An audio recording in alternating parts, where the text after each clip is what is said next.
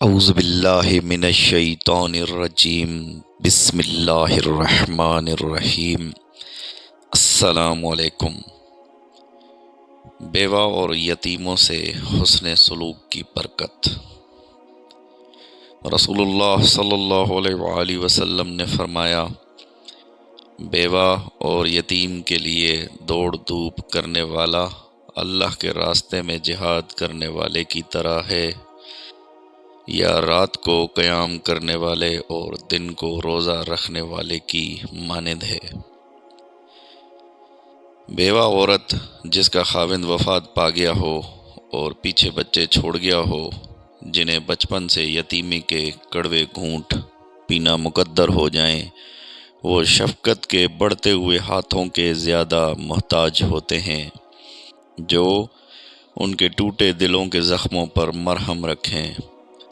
بنا بری رحمت کائنات صلی اللہ علیہ وآلہ وسلم نے نرم دلوں کو ترغیب دلائی ہے کہ ان یتیموں کے ساتھ نیکی کرنے میں سبقت کریں، نیز اس ماں کی خاطر جس کا دل اس کے خاوند کے انتقال پر چورا چورا ہو چکا ہے، جس نے اس کے اور اس کی اولاد کے لیے تگ و دو کی، وہ اللہ کے راستے میں جہاد کرنے والے کی طرح ہے، یا رات کو قیام کرنے والے کی مانند ہے، جو اپنے رب سے سرگوشیاں کرتا ہے۔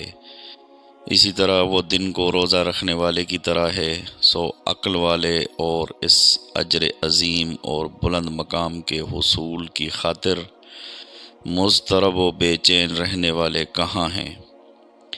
ایک آدمی کسی عجمی علاقے میں پڑاؤ ڈالے ہوئے تھا، اس کی بیوی اور بیٹیاں بھی تھیں۔ وہ ناز و نعمت کی زندگی بسر کر رہے تھے کہ ایک آدمی فوت ہو گیا۔ بعد ازاں اس کی بیوی اور بیٹیاں فقر و فاقہ میں مبتلا ہو گئیں۔ جگ ہنسائی کے خوف سے وہ عورت اپنی بیٹیوں کو لے کر دوسرے شہر چلی گئی۔ اتفاق سے سخت سردی کا موسم تھا۔ جب اس شہر میں داخل ہوئی تو بیٹیوں کو ایک ویران مسجد میں چھوڑا اور خود ان کے کھانے پینے کے انتظام اور انصرام کے لیے جستجو کرنے لگی۔ وہ دو جماعتوں کے پاس سے گزری۔ ایک جماعت مسلمان آدمی کی تھی جو شہر کا بڑا عالم بھی تھا، اور دوسرا ایک مجوسی کی تھی جو شہر کا ضامن تھا۔ وہ مسلمان سے شروع ہوئی اور اپنا احوال سنانے لگی کہ میں ایک مسلمان عورت ہوں اور میرے ساتھ یتیم بچیاں ہیں، جنہیں میں ایک بے آباد مسجد میں چھوڑ کر آئی ہوں۔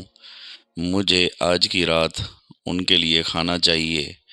تو اس عالم نے کہا کہ مجھے دلیل دو کہ تم واقعتاً ایک شریف مسلمان عورت ہو۔ وہ بولی، میں یہاں اجنبی ہوں، مجھے کوئی نہیں جانتا۔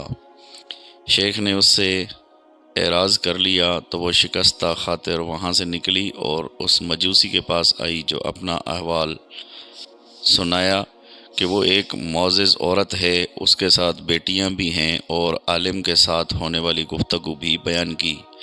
وہ اٹھا اور چند عورتوں کو بھیجا جو اسے اور اس کی بیٹیوں کو گھر لے آئیں۔ اس نے انہیں بہترین کھانا کھلایا اور فاخرانہ لباس زیب تن کروایا، اور رات اس کے ہاں بڑی عزت و آسودگی سے رہیں۔ جب رات آدھی گزر گئی تو اس عالم نے خواب میں دیکھا کہ جیسے قیامت آ گئی ہو، اور نبی کریم صلی اللہ علیہ وآلہ وسلم کے سر مبارک کے پاس جھنڈا آویزاں کر دیا گیا ہو۔ زمرد سے بنا ہوا ایک محل تھا، جس کے برآمدے لؤلؤ اور یاقوت کے گنبد لؤلؤ اور مرجان کے تھے۔ اس نے کہا، اے اللہ کے رسول صلی اللہ علیہ وآلہ وسلم، یہ محل کس کا ہے؟ فرمایا، ایک موحد مسلمان کا۔ وہ بولا، یا رسول اللہ صلی اللہ علیہ وآلہ وسلم، میں موحد مسلمان ہوں۔ رسول اللہ صلی اللہ علیہ وآلہ وسلم نے فرمایا، جب ایک علوی عورت تیرے پاس آئی تو تم نے کہا کہ اپنے شریف مسلمان ہونے کی دلیل پیش کرو، سو ایسے ہی تم بھی مجھے اپنے مسلمان ہونے کی دلیل بیان کرو۔ وہ بیدار ہوا تو پر ملال تھا کہ اس عورت کو بے مراد لوٹا دیا۔ پھر شہر میں گھومنے لگا اور اس کی بابت پوچھنا شروع کر دیا۔ بالآخر اسے پتہ چل گیا کہ وہ ایک مجوسی کے پاس ہے۔ اس نے مجوسی کو پیغام بھیجا اور اپنے پاس بلا کر کہا میری مراد وہ معزز خاتون اور اس کی بیٹیاں ہیں۔ مجوسی نے کہا، اس جانب کوئی راستہ نہیں، مجھے ان کی بدولت کتنی ہی برکات حاصل ہو چکی ہیں۔ شیخ نے کہا، مجھ سے 1000 دینار لے لو اور انہیں میرے سپرد کر دو۔ مجوسی نے کہا، میں ایسا نہیں کر سکتا، یہ ناممکن ہے، اور وہ بولا، جو تو چاہتا ہے میں اس کا زیادہ حقدار ہوں۔ جو محل تم نے خواب میں دیکھا ہے وہ میرے لیے بنایا گیا ہے۔ کیا تو نے اسلام سے متعلق ہماری رہنمائی کی؟ بخدا میں اور میرے اہل و عیال رات سونے سے قبل اس عورت کے ہاتھ پر مسلمان ہو چکے ہیں، اور میں نے بھی ویسا ہی خواب دیکھا ہے جیسا کہ تم نے، اور رسول اللہ صلی اللہ علیہ وسلم نے مجھے فرمایا، وہ عورت اور اس کی بیٹیاں تیرے پاس ہیں؟ میں نے عرض کی، جی ہاں۔ رسول اللہ صلی اللہ علیہ وآلہ وسلم نے فرمایا، وہ محل تیرا اور تیرے گھر والوں کا ہے، تم اور تمہارے گھر والے جنتی ہو۔ اللہ تعالیٰ نے ازل سے تمہیں مومن بنایا تھا۔ وہ مسلمان واپس پلٹا اور اتنے حزن و ملال میں تھا کہ اللہ تعالیٰ ہی جانتے ہیں۔ سو تو غور کر، اللہ تجھ پر رحم کرے، یتیموں اور بیوگان کے ساتھ حسن سلوک سے اس شخص کو دنیا میں کتنی عزت و حشمت نصیب ہوئی۔ اے پیارے بھائی، تو بھی یتیموں اور بیوگان سے نیکی کا جذبہ پیدا کر تاکہ جنت میں نبی کریم صلی اللہ علیہ وآلہ وسلم کی صحبت سے بہرہ مند ہو سکے، جیسا کہ صحیح بخاری میں حدیث پاک ہے، میں اور یتیم کی کفالت کرنے والا جنت میں اس طرح ہوں گے۔ آپ صلی اللہ علیہ وسلم نے شہادت والی اور درمیانی انگلی کے ساتھ اشارہ کیا اور ان میں کشادگی رکھی۔